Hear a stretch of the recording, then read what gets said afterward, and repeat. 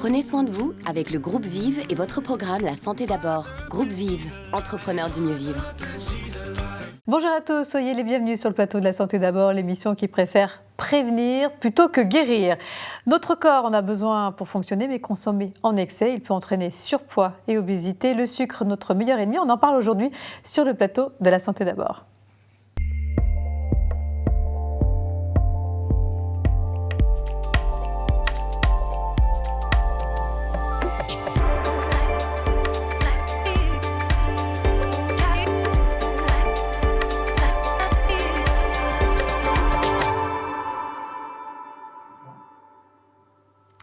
Alors ce n'est pas un scoop, nous mangeons trop sucré. En moins d'un siècle, la consommation de sucre sous toutes ses formes a explosé, passant de 5 à 35 kg par an et par habitant.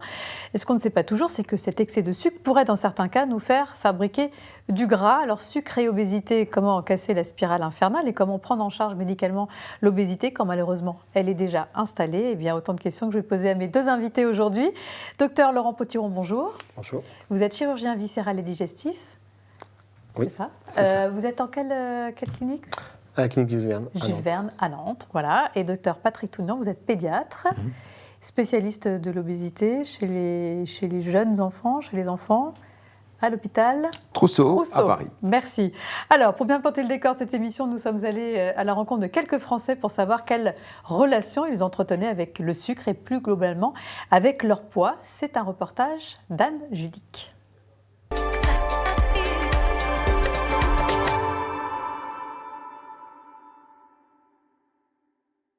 Surtout dans notre génération à nous, oui, je pense qu'on consomme pas mal de sucre et que ça, on sait déjà que c'est assez néfaste pour la santé, donc c'est vrai qu'on est tous un petit peu, je pense, en surconsommation de sucre. On a tendance à manger de plus en plus de nourriture transformée. En fait, on achète tout fait, on fait plus à manger. Personnellement, je mange beaucoup plus de fast-food. Après, c'est vachement bon quand même. À l'heure actuelle, oui, il y a pas mal de malbouffe, surtout chez les jeunes. Je trouve que ils sont plus incités à boire des sodas ou des fast-food que chez soi faire un bon petit plat cuisiné. C'est vrai que ça prend du temps et les jeunes ils sont plus à vouloir manger vite et voilà. Il y a d'un côté les marchés, des choses comme ça, des gens qui prennent conscience qu'il faut manger local et tout ça. Et il y a d'un autre côté les livraisons à domicile avec un peu de malbouffe et tout ça. Mais bon, au moins il y a le choix. Donc on a cette chance-là de pouvoir choisir au moins. Je fais du rugby. Évidemment, quelquefois je mange des fast-food ou un peu gras. Mais je vais surtout au sport pour m'amuser, être avec des potes, courir et aussi perdre un peu de poids et être en forme, être en bonne santé. La première fois que j'ai fait un régime, j'étais voir un nutritionniste. Et finalement, en fait, c'est pas quelque chose qui me plaisait forcément parce qu'en fait, c'est vachement restrictif. Mais en fait, en réalité, ça m'a juste donné le bon coche pour arrêter de consommer vraiment trop, garder l'apport calorique équivalent par rapport à ce que je dépense. Et ça m'a donné ce bon réflexe, mais j'ai pas suivi le régime à 100% sur les listes de courses et ce genre de choses. Alors, je disais en introduction, nous mangeons trop de sucre. 20 à 30% des Français ont des apports en sucre trop élevés. Alors, est-ce que le premier responsable de ce surpoids, c'est vraiment le sucre ou c'est peut-être pas si simple que ça, docteur Tougnan? Ce serait bien que ce soit si simple. Mais ça oui. serait tellement plus simple pour nous, pour les guérir. Bien sûr. Non, c'est beaucoup plus complexe. Déjà, l'obésité, notamment chez les plus jeunes et les enfants, il faut une prédisposition génétique. N'importe quel individu ne peut pas devenir obèse. Donc, on le voit bien. même en diminuant sa consommation de sucre, on n'y arrivera pas. Même en diminuant n'importe qui ne peut pas devenir obèse. Par contre, ceux qui sont prédisposés à être obèses, eux, lorsqu'ils le sont, pour maigrir, il faut qu'ils réduisent les calories. D'accord. Donc Et c'est parmi pas les que calories, le sucre. il y a le sucre. D'accord. Et bien sûr, le sucre, l'être humain aime le sucre, aime les produits sucrés. Et donc, c'est cet aliment vers lesquels, et des aliments sucrés vers lesquels il est le plus attiré. Et donc, la diminution des produits sucrés va entraîner une diminution des calories ingérées, et c'est le traitement de l'obésité pour maigrir. Donc, c'est un lien indirect, on va dire. On parle souvent d'addiction concernant le sucre. Est-ce que c'est une réalité physiologique, ça, ou pas? Alors, pour avoir une addiction comme la drogue, par exemple, il faut deux éléments, addiction, dépendance. La première, il faut une dépendance, c'est-à-dire qu'il faut des doses de plus en plus importantes pour avoir le même effet. C'est ce qu'on voit avec la drogue. Ce n'est pas le cas du sucre. C'est-à-dire qu'il ne faut pas des doses de plus en plus importantes pour avoir le même effet. La deuxième chose, il faut un syndrome de sevrage. C'est-à-dire, on voit très bien ceux qui sont drogués, lorsqu'ils n'ont pas leur drogue, ils deviennent fous, ils ont besoin de prendre absolument ce produit-là. Ce n'est pas le cas non plus avec le sucre. Alors pourquoi on pense... Ça dépend de certaines personnes. Alors quand vous même, avez raison. Ouais. Vous avez raison. Pourquoi on pense ça? Parce que le sucre procure du plaisir. Comme je vous l'ai dit, c'est inné. C'est-à-dire que l'être humain naît avec une attirance innée pour le goût sucré. Et donc, le plaisir passe par certains circuits neurologiques. C'est pour ça qu'on a montré chez le rat, notamment, que c'était les mêmes circuits entre la cocaïne et le sucre. Et on en a déduit que c'était une drogue. Mais le sucre n'obéit pas à toutes les définitions de la drogue. C'est un produit qui fait plaisir. L'homme, et vous comme moi, on aime se faire plaisir, donc on va être particulièrement attiré par le sucre. Et donc la réduction des produits sucrés va diminuer les calories. Mais il n'y a pas de lien direct entre sucre et obésité. Le lien est indirect. D'accord. Donc c'est plutôt une bonne nouvelle finalement. On peut se désintoxiquer du sucre plus facilement qu'on ne le pensait. Dont le sucre. Oui, donc le sucre. Dont le sucre. Mais pas que le sucre. Voilà, il faut diminuer les gras, il faut diminuer les calories ingérées. D'accord, ok. Est-ce que on dit aussi que l'alimentation trop sucrée peut entraîner un déséquilibre du microbiote intestinal, qui peut être un facteur de surpoids, hein, parce que je sais que chez les personnes en obésité, on parle de transplantation fécale de microbiote. Est-ce que donc du coup on peut voir un lien entre le microbiote et l'obésité? Alors on dit beaucoup de choses. Et donc encore le sucre qui pourrait altérer effectivement un microbiote. Alors on parle beaucoup de microbiote. Tout ce qu'on sait aujourd'hui, c'est que le microbiote des obèses est différent du microbiote des non-obèses. Maintenant, est-ce que c'est une cause? Est-ce que c'est une conséquence? Est-ce que c'est les deux? Sincèrement, les études les plus sérieuses ne peuvent pas répondre à cette question. Alors je sais qu'il y en a qui vont jusqu'à dire on va transplanter le microbiote. Je vous le dis très clairement, je travaille dans une équipe qui étudie beaucoup le microbiote des obèses. C'est pas par le microbiote qu'on guérira les obèses. D'accord. C'est une piste éventuellement. C'est une piste pour les complications éventuelles, ou éventuellement les réactions au traitement, l'efficacité du traitement, mais on ne guérira pas l'obésité en changeant le microbiote, malheureusement. Bon, vous l'avez dit, réduire ses calories, réduire notamment sa consommation de sucre. Comment on fait? L'OMS recommande une consommation de sucre inférieure à 25 grammes par jour. Bon, c'est réalisable, ça, sachant qu'on en consomme à peu près 100 grammes par jour. Vous prenez une canette de coca, c'est déjà 20-30 grammes de sucre. Vous savez, moi qui vois des obèses depuis plus de 30 ans, ce qu'on cherche à voir, c'est ce qu'il mange, naturellement. Et on va voir avec lui, l'enfant, parce que je suis pédiatre, comment on va pouvoir réduire. Et donc, on va lui donner des trucs. Effectivement, on va réduire le sucre, mais on va réduire aussi beaucoup le gras. Si je devais choisir entre le sucre et le gras, pour le mettre en lien avec l'obésité, sans hésiter, je choisirais le gras. Parce que le gras va dans le gras. Oui, alors que le ça sucre apporte plus de calories que le sucre. Plus de calories, et ça va dans le gras. C'est-à-dire que ça va dans la graisse, c'est ça que je veux dire. Alors que pour transformer du sucre en gras, c'est un phénomène biochimique, un processus biochimique qui demande beaucoup, beaucoup d'énergie. Donc le rendement est très mauvais. D'ailleurs, les musclores, là, vous savez, ceux qui sont extrêmement musclés, qu'est-ce qu'ils mangent? Ils mangent des protéines et du sucre, enfin des produits sucrés. Ils mangent aucun gras. Ils mangent le blanc de poulet sans la peau, etc. etc. Ils n'ont pas un poil de gras. Parce qu'ils mangent que du sucre ou des glucides, on va dire, parce qu'il y a des glucides simples et des glucides complexes, et des protéines, de la viande, des produits laitiers. Donc, c'est pour ça que le lien est très complexe. Et plutôt que de tout se concentrer sur le sucre, il faut voir un ensemble, c'est-à-dire les calories ingérées. Mais encore une fois, l'être humain aime le sucre, et bien sûr, c'est plus facile de diminuer la consommation de brocoli que la consommation de produits sucrés. Oui, et quand on parle de gras, il y a le bon gras et le mauvais gras également. C'est-à-dire qu'il y a le bon gras du poisson, voilà, on ne mange pas assez de poisson. Gras notamment. Ouais. Absolument. Sardines, maquereaux, etc. Les huiles végétales, les oléagineux. Absolument. Ça, c'est du gras qu'on peut recommander. Alors, c'est des calories quand même. Oui, c'est des calories quand même, bien sûr. Mais on en a besoin parce qu'il n'y a pas que des les calories. Dans le cas de personnes qui sont en surpoids, en obésité, forcément, il va falloir aussi limiter, tout diminuer. Quid des édulcorants? Alors, on a dit beaucoup de mal sur les édulcorants. On dit souvent que c'est pire que le sucre. Alors, non, ça, il faut pas... En tout cas, moi, mes patients, quand j'ai des adolescents qui boivent, par exemple, 1 litre de soda par jour, je lui dis, écoute, tu peux continuer à une seule condition. C'est que tu prends que des produits édulcorés avec l'aspartame ou l'acésulame K ou un autre édulcorant. Ils conservent le plaisir de boire des boissons sucrées, sans les calories. Mais je On pensais revient aux je pensais calories. qu'au niveau du cerveau, ça allait Oui, avoir ça, le c'est une même idée impact. Non, non, non, C'est-à-dire pas que du ça tout. allait aussi stimuler les récepteurs sucrés, du coup, Oui, alors. synthèse d'insuline, hormones de stockage. Ça, vous savez, c'est quelque chose que j'entends souvent quand je fais des cours. C'est un raisonnement très théorique, mais qui n'est absolument pas en pratique. Je vous assure, moi qui prescris des produits édulcorés, que les obèses n'aiment pas. Les obèses, ils préfèrent avoir le vrai soda. Mais bon, ils vont être très frustrés au moment d'un régime. Donc autant retirer une frustration sans les calories. Encore une fois, l'ennemi, s'il y en a un, c'est les calories. D'accord. Vous êtes d'accord, docteur Potiron? Parfaitement d'accord. Quels sont les bons réflexes à avoir avec nos enfants pour prévenir une éventuelle addiction au sucre ou à l'alimentation en général, au gras, au sucre, etc. Vous savez, la prévention chez l'enfant, c'est très très compliqué. L'obésité, encore une fois, c'est un état constitutionnel. On n'est pas obèse par manque de volonté. On est obèse parce qu'on est prédisposé génétiquement et ça les incite à manger davantage et à bouger moins. C'est pour ça que c'est aussi compliqué. C'est une maladie, on en parlera après plus en Absolument. détail avec le docteur Potiron. Mais... Absolument, c'est pas un manque de volonté, c'est pas du laxisme diététique, c'est vraiment une maladie d'origine génétique. Donc mais... c'est pour ça que c'est si difficile à prévenir et que malheureusement depuis 60 ans, on essaye, mais on n'a pas beaucoup de succès. Par exemple, la maladie cœliaque, vous savez, quand les enfants ne mangent pas de gluten, à 7 ans, on leur dit de ne pas manger de gluten, ils ne mangent pas de gluten parce qu'ils n'ont pas besoin de gluten pour vivre. Alors que là, on lutte contre sa propre nature. C'est une nature d'être gros. C'est une injustice de la nature.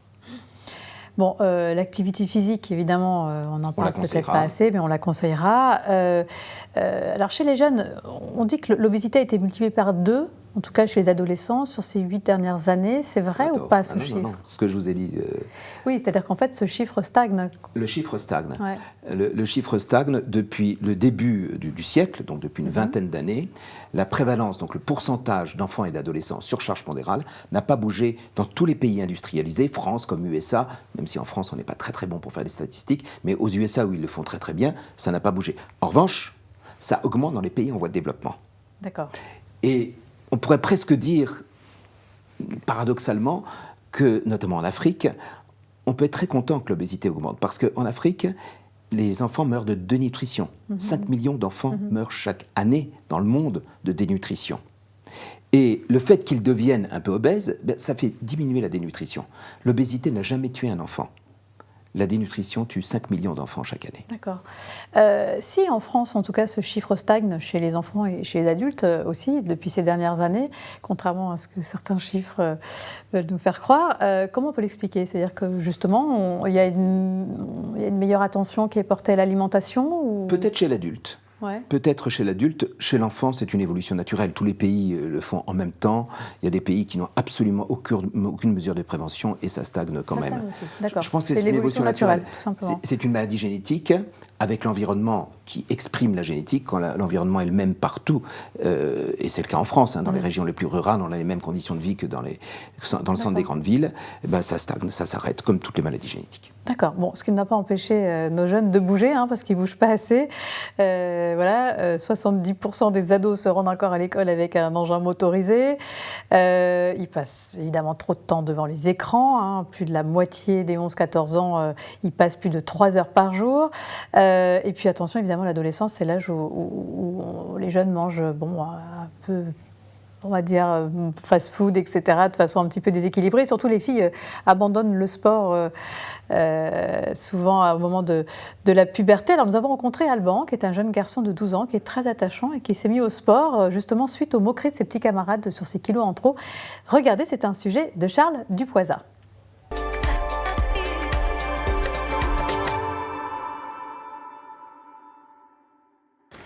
Garde le tapis à peu près ici, à ce niveau. Dans cette salle de gym, Alban enchaîne les exercices depuis 1 heure. En ce moment, c'est sur cette machine pour les jambes qu'il travaille. À 12 ans, il a voulu perdre du poids, surtout après certaines moqueries et remarques. On m'avait dit t'es gros, tu manges trop. C'était le prof de sport une fois aussi en gym.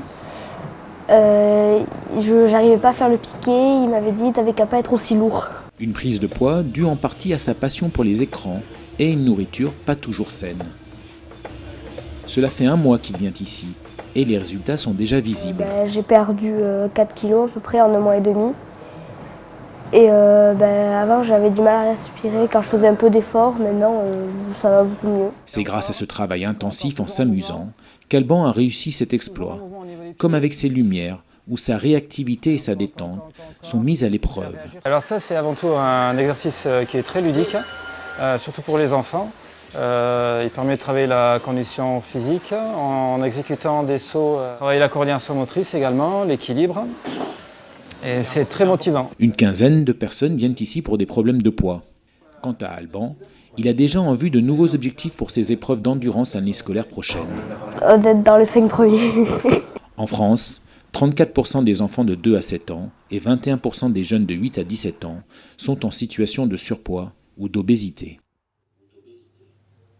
Bon, on voit qu'Alban prend du plaisir à faire du sport parce que son coach lui propose quelque chose de vraiment ludique, mais tout le monde ne peut pas faire appel à un coach. Est-ce que vous avez des conseils, docteur Potiron, à nous donner justement pour faire bouger un peu nos adolescents? Ouais, ça reste assez pour les adolescents, ça reste assez compliqué. Néanmoins, effectivement, il y a des associations effectivement, qui peuvent être sollicitées. Nous, on a pas mal d'éducateurs en activité physique adaptée pour nos patients obèses. Alors, ce ne sont pas des adolescents. Hein. Dans votre clinique, là, Jules Verne? Ouais. Oui, puis à Nantes en général, mais au CHU, voilà, il y a des éducateurs en activité physique adaptée au handicap que représente l'obésité.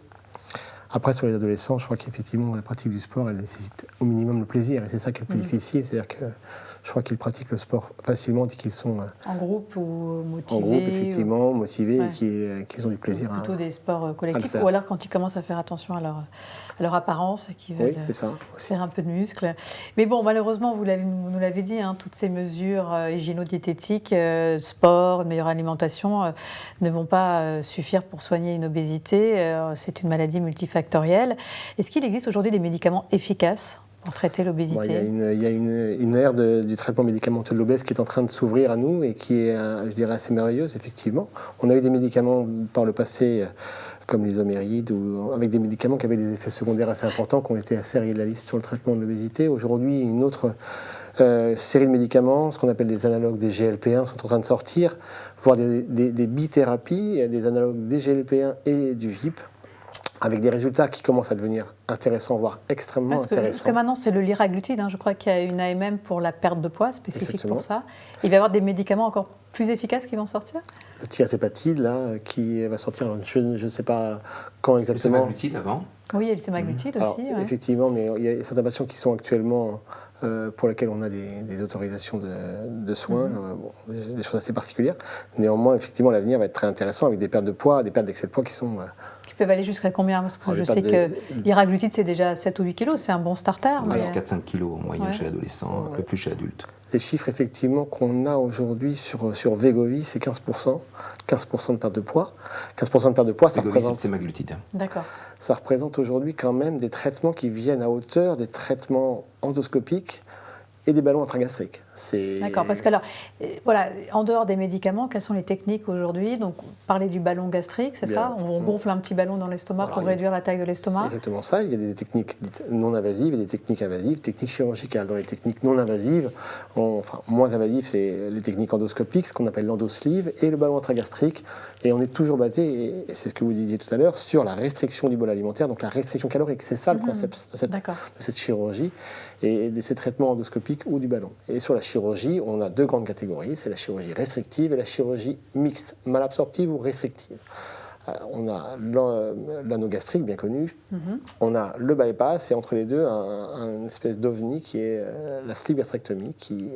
On enlève une partie de l'estomac. Exactement, et effectivement, c'est une technique chirurgicale, effectivement, où on va enlever quasiment les 2/3 de l'estomac, de façon totalement définitive, et qui apporte des résultats aujourd'hui qui sont un petit peu inférieurs au gastric bypass, qui était la technique gold standard pendant des années, mais néanmoins qui entraîne des résultats très intéressants, puisqu'on a des pertes d'excès de poids. On parle en perte d'excès de poids, hein, c'est un peu compliqué, mais on calcule l'excès de poids des personnes et on peut estimer leur perte d'excès de poids. On a des pertes d'excès de poids avec la sleeve qui est de l'ordre de 55%. Le bypass est au-delà. Alors, le bypass, quel est le principe? C'est une chirurgie qui est associée à la fois à une restriction du bol alimentaire par la diminution de la taille de l'estomac et une dérivation de l'intestin. On fait dériver l'intestin, là encore. C'est ça. On empêche la bile de se mélanger au bol alimentaire. Il n'y a pas d'absorption. Donc, D'accord. voilà, le principe, il est là. C'est On de restreint diminuer le bol- l'absorption du bol alimentaire. On restreint le bol alimentaire, la restriction calorique, encore une fois, au centre du problème. Hein, et ça, c'est l'élément fondamental. Et en plus de ça, on associe une malabsorption. Et est-ce que ce sont des pratiques que l'on peut faire chez les adolescents Oui, tout à fait. La HAS a donné des recommandations en 2016.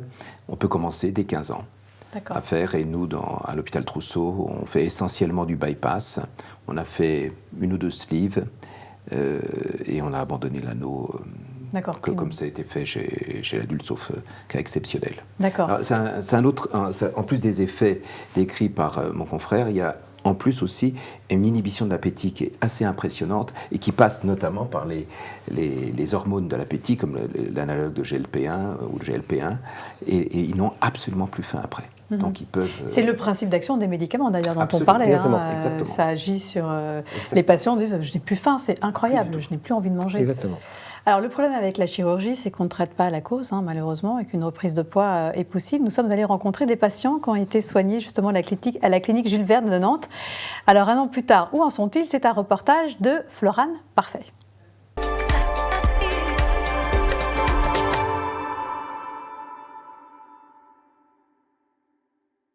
Petite, j'étais costaud déjà. Et puis des régimes, donc effet yo-yo. J'ai pu monter à un poids à 110 kg et aujourd'hui je suis à 65 kg. Je commence à stabiliser, donc puis je suis contente. On se voit pas, je pense, grossir. Moi j'ai fait une sleeve, ça consiste à couper une partie de l'estomac. Le plus compliqué c'est réapprendre à manger, parce que forcément on fait un rééquilibrage alimentaire. Les quantités, que du coup on a l'estomac d'un bébé. L'obésité, c'est une maladie chronique qui est reconnue par l'OMS depuis de nombreuses années. Ces patients-là, ils ont un tissu graisseux qui est inflammatoire et qui a des capacités à stocker plus que chez des patients qui ne sont pas obèses. Depuis aujourd'hui, je peux dire que j'ai perdu 42 kilos. C'est magique, en ayant quand même une petite arrière-pensée, il faut faire attention quand même. Quand on se fait opérer de chirurgie bariatrique, 5 ans, 10 ans après, on meurt moins de cancer et de maladies cardiovasculaires. Et donc c'est là-dessus que la sécurité sociale dit ça vaut le coup, là vraiment, de prendre en charge ces patients parce qu'on améliore leur santé. Et puis accessoirement quand même, et ça c'est très important, on améliore leur qualité de vie. Avec le recul, je me dis que j'aurais dû le faire bien avant parce que c'est pas facile d'être obèse, on souffre beaucoup. Donc j'ai été opérée il y a juste 1 an et là j'ai perdu 39 kilos en plus. Donc j'en suis à presque 70 kilos en moins. C'est vraiment une renaissance, j'ai vraiment l'impression d'être un phénix. Voilà, une renaissance. Mais quels sont les risques de ce type de chirurgie? Est-ce qu'il y a des suites post-opératoires qui sont un petit peu Les risques opératoires ne sont pas nuls, effectivement. Même si le taux des complications de la chirurgie bariatrique en 10 ans a nettement diminué, néanmoins, effectivement, on a 0,1% de gens qui peuvent effectivement avoir des suites extrêmement compliquées, voire décéder de ça. Donc ça, c'est une réalité. On opère des femmes jeunes, des mamans, qui ont des enfants. Donc on a une responsabilité importante. Elles viennent pour maigrir. Et donc, on opère vraiment des malades extrêmement bilantés. Et ça, c'est une réalité. Donc aujourd'hui, la chirurgie reste pas dangereuse, mais néanmoins, il faut garder à l'esprit ça. Après, les risques sont les risques à long terme, et ça, c'est fondamental. C'est que ces gens sont parfois des perdus de vue, voire souvent des perdus de vue. Oui, parce qu'une fois qu'ils ont perdu tous leurs kilos, parfois, vous n'allez pas les revoir. Et le risque, c'est qu'ils reprennent ces kilos, mais il y a surtout des carences. Et c'est surtout dont on parle pas des carences en vitamines, en minéraux. Ces carences sont extrêmement graves et parfois irréversibles. Et comme par exemple les carences en vitamine B. Donc il peut y avoir des problèmes en plus de perte de cheveux, des troubles neurologiques. Des troubles neurologiques, bien sûr. Irréversibles. Irréversibles, ouais. Et la problématique, c'est que autant les bypass sont extrêmement coachés et ils ont tellement dans la tête qu'ils ont des carences liées à la malabsorption, autant le risque, c'est surtout les sleeves qui peuvent des fois vomir de façon régulière, tous les 2-3 jours, et qui vont effectivement penser que la sleeve, il y a moins de malabsorption, donc moins de carences. Et c'est pas vrai. Les principales carences et séquelles qu'on a pu avoir dans notre expertise, c'était des slivés qui, effectivement, n'ont pas pris la mesure de la gravité des choses. Donc aujourd'hui et demain, notre devoir à nous, c'est peut-être effectivement proposer aux gens des checkpoints de suivi où ces malades sont obligatoirement suivis sur des réunions comme on a pu voir, à 1 an, 3 ans, 5 ans, en tout cas des critères qualité où on est sûr que les malades ne sont pas perdus de vue. Ça, c'est très difficile aujourd'hui parce qu'au bout de 2 ans, il y a beaucoup de perdus de vue. Et il y a une équipe en France, qui est l'équipe de Lille, qui peut se targuer de 90% de suivi à 5 ans, parce qu'ils sont extrêmement actifs dans la démarche post-opératoire. Et ça, c'est extrêmement qualitatif. Tous les 1, 3 et 5 ans, les patients sont systématiquement reconvoqués et ils sont harcelés. Donc, au moins, on est sûr effectivement que ces gens-là... Ça devrait être le cas pour tous les patients qui ont été opérés. On est sûr que ces gens-là se sont engagés et au moins, ils ont 90%, comme je vous le dis, de non perdus de vue à 5 ans, ce qui est, je pense, exceptionnel.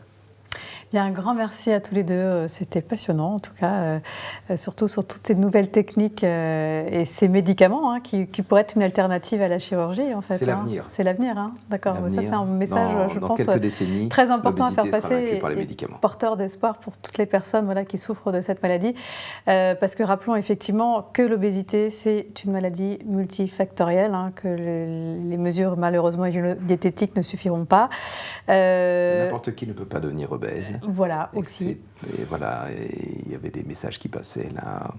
C'est pas une fatalité, mais presque quand même quand on a une prédisposition. Et que les opérations, faire bien attention dans le cas d'une sleeve, se faire suivre, puisque vous disiez, dans le cas d'un bypass, les gens étaient mieux formés là-dessus, en tout cas mieux informés. Et voilà, et puis se faire suivre, ça devrait être obligatoire, en tout cas pour tous ces patients qui ont subi et la transition enfant-adulte, adolescent-adulte est aussi une période difficile pour la chirurgie. Oui, c'est ce que vous nous disiez tout à l'heure. En tout cas, on peut opérer, ce que je ne savais pas, des enfants. À partir de quel âge d'ailleurs ? 15 ans. 15 ans, d'accord. Un grand merci à tous les deux. Merci à tous ceux qui m'ont aidé à préparer cette émission. Merci à tous de nous avoir suivis.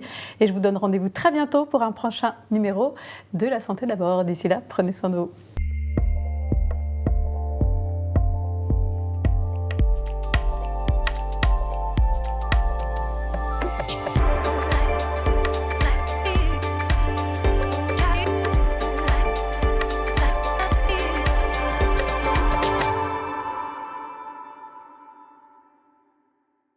Le groupe Vive vous a présenté La Santé d'abord, le programme qui prend soin de vous.